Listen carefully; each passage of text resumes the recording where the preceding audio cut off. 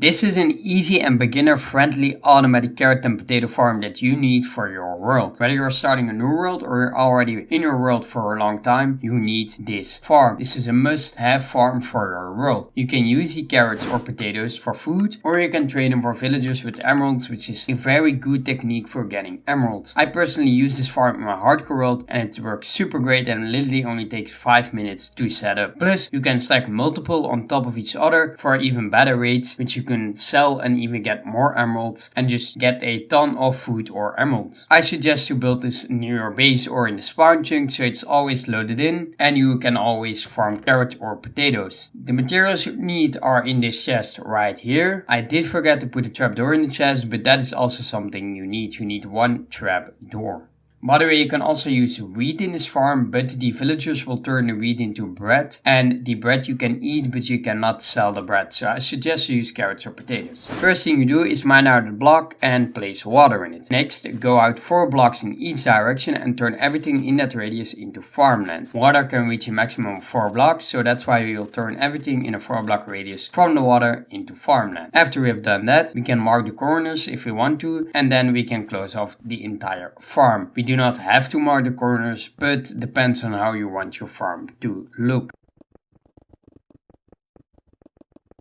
So you close off the entire farm except the one spot. You leave a 2 block gap in this spot. So we leave this 2 block gap open because this is where we will collect the carrots and the potatoes. For the rest you have to make sure we close off the entire farm with 2 blocks high or just fences. We just have to make sure the villagers can't escape the farm. After we have sections of the farm, we can go ahead and place down the crops. This can be carrots or potatoes. As I just said, you can also use wheat, but I would suggest not doing that. Now that the farm is fully planted, we can place down the composter, exactly like I did in the video right here. And on top of the composter, we have to place a light source. I decided to just take a full block and place 4 torches. You can also choose maybe a jack-lantern or just a lantern or sea lanterns. Just place a light source right there. If you were to extend the farm up and block off all the skylight, then you have to also place torches in the corners. Otherwise the light level is too low and the crops won't grow. You need a light level of 9 or higher to grow crop. Now that that has been done, we can go ahead and start working on the collection system. First of all, we go to the wall where we left the hole and we dig down 3 blocks, place a chest exactly below the block that we mined down from. As you can see in the video, it's a bit hard to explain, but just place a chest exactly below the block you mined. Next, we go back up to the surface and place a hopper on top of the chest. Now we can create a 2x1 box, and in this box we'll put a villager. First, we have to actually get a hopper minecart on top of the normal hopper. You can do it like I did in the video, or you can just place a rail on top of the hopper and then break the rail after it. Now after the hopper minecart is in place, we have to place a trapdoor above the minecart. This way the minecart hopper can be pushed away. It doesn't really matter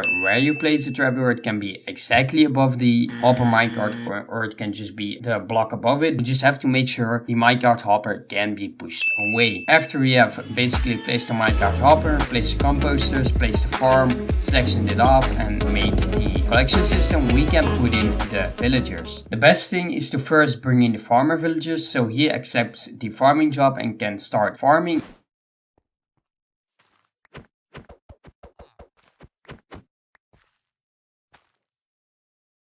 After that we can get the extra villager in the 2x1 hole. And for that I would recommend to make a small platform on the same layer as the box, section it off, get a villager in there with a minecart, break the minecart and then push him into the hole.